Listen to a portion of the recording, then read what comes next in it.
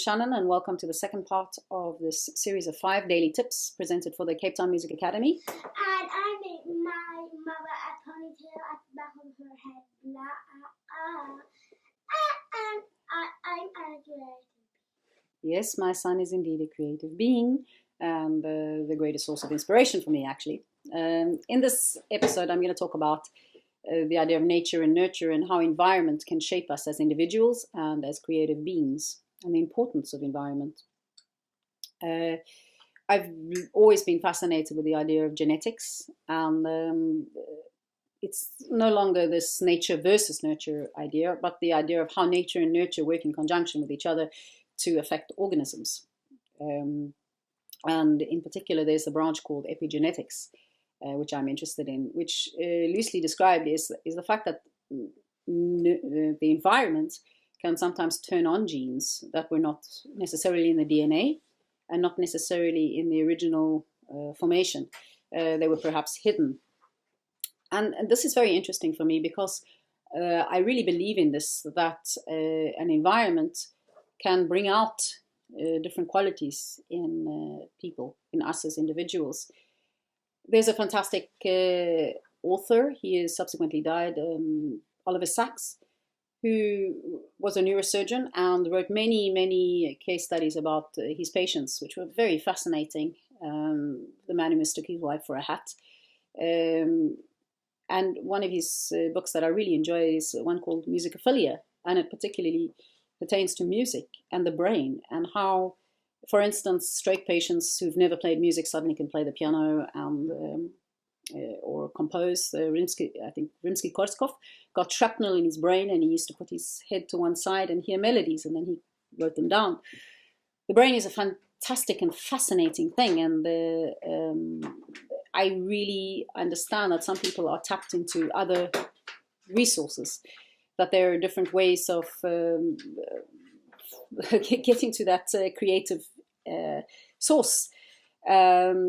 But I am a little apprehensive when these terms genius or this person is labeled from a very early age. They have a talent in a certain area and they are labeled genius.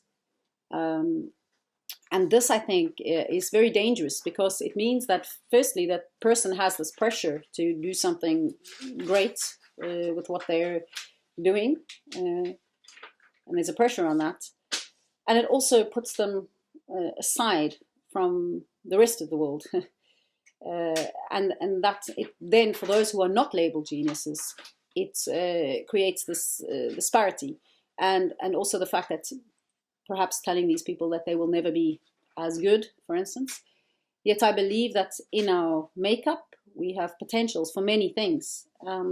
Perhaps we may not have the same natural affinity as the person who is labeled a genius, but it means that we can find our own natural geniusness. So I'm very much believing in this, and I work with this a lot in my current work with myself and with the musicians I work with, young musicians especially, about how to find environments that bring out the best or different qualities, because learning environments should be exactly that, learning about yourself, as well as, yes, you gain information, but it's more important about you in that environment and what that does to you. So if I think about myself as a musician, having grown up, I think a lot of the environments I grew up in with were pretty harsh. A lot of admonishment, a lot of yelling. You scream at the person until you get better. And almost like, you beat it in them that they must get better, as opposed to a building up. The interesting thing also about this label of genius is that those people can do what they want and they're accepted. So this is the danger, that maybe what they do is incredible, but maybe what they do is not so incredible, and it's just accepted because they're a genius. So then also the idea that the environment we put ourselves in as creative beings affects us. And I think sometimes there's not much choice. Sometimes there's gigs you have to do with people you maybe don't want to play with or you don't feel comfortable with. But I think where you can, it's important to be conscious of the environment around you. So what that means is also to be conscious of, how do I feel right now? Do I feel free or do I feel inhibited? Do I feel I'm able to express myself in my best possible way or be my best self? Or is there something here that's not feeling good?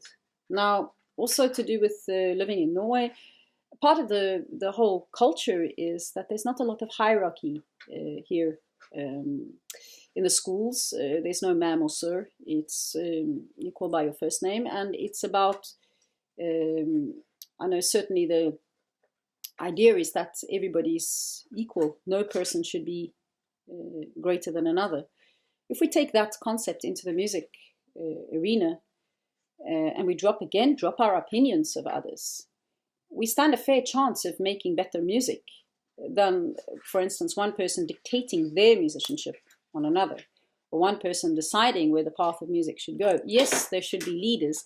Yes, there should be people who naturally take things, but if it's at the expense of another person's creativity, I think that needs to be revised.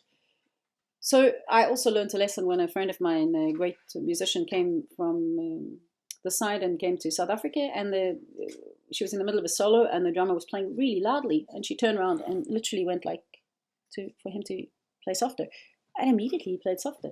And I mean, I guess I thought that wasn't possible, but are we able to say without being critical, to have a dialogue about, right now I don't feel that what you're doing is making me feel good. I've been on stage with musicians where I've had to stop playing. There was no space. I really get frustrated, for instance, when the rhythm section decide where they want to take my solo, and I didn't necessarily want to go there. They, instead of the listening, following, they dictated. And that's hard when you're in the moment. But perhaps the discussion can come afterwards without any kind of criticism, but to say, I feel when you are playing in this manner, I am unable to be my best self. How do we solve this? Can we have that dialogue with our musicians that we're playing with? Are we able to say to a band leader, for instance, the way you're speaking to me right now, I don't feel I'm able to be my best musical self. I have been in that position before, and I never worked with that band leader again, where he yelled at me in the middle of a performance. And sometimes we have to make those choices. It's hard when we need to make money, and there's not so many options around. But I think it's important for us each to take care of the musical environment we put ourselves in, and create this dialogue amongst each other that is not admonishing, that's saying, can we try a different way here? And to be conscious of, okay, what is happening right now? Is this working? Is the music good? Because ultimately, when everybody's feeling good and playing at their best, the music will be better. And again, there are musicians, I've seen musicians fighting on stage with each other, and everyone goes, yes, but the tension is great. It's not my choice to subscribe to that way of being or playing. I don't like this bullying, this musical bullying on stage. It's my choice. So again, my choice to live in Norway was because I also wanted a different life. So Louis Armstrong says what we play is life. So if my environment, the hostility, for instance, in the culture, I found it very hard being a woman with the statistics of crime so high. I found that hard. I was afraid. And I felt that fear when I played as well. That was part of why I left. And it's no admonishment towards the musicians I played with, but I had a fear. So I had to change my environment. I had to change my living environment to find another environment to be my creative self. And this is part of the choices we make. It's not saying that's terrible. Again, it's saying I made the choice that I don't feel I can be like that anymore. Maybe when I was younger, when I felt I had to fight and prove myself, maybe that was the choice I made then.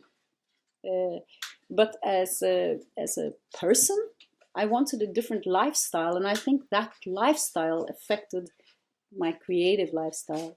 So that is, for me, the thing about environment is, firstly, questioning, am I putting myself in good environments? Am I creating a good environment? Am I nurturing a good environment with those I play with and for those I'm working with on an education level? And are we creating a good discourse about how we want the environment to be? And can we discuss this? Are we open to not take it personally, but discuss that maybe one person doesn't make the other person feel comfortable, or that it doesn't work musically? Some musicians just don't gel well together. So these are all kinds of questions I certainly ask myself when I put myself into a musical environment. And the bottom line is, it is a choice. Do I want to play in this musical environment?